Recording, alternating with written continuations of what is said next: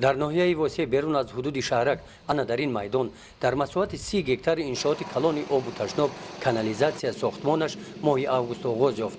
کارهای ساختمانی در مساحت 420 متر رفته ایستاده است. برای خوابانیدن خبرها در مساحت معین گشته چقوری کنده شده است. خبرها پلی‌اتیلنی بوده، غلظیش 1.3 سانتی متر را تشکیل داده با فشار 10 اتمسفر کار میکنند.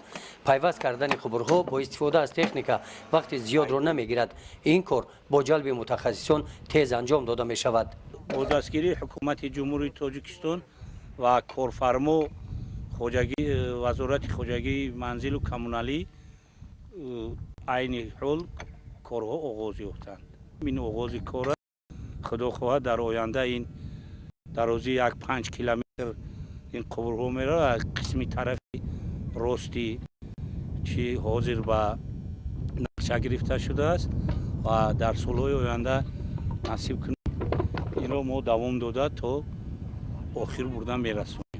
ساختمان کانالیزاسیا در ناحیه واسع از طرف جمعیت مسئولیتش محدود مهندس ساخته می شود.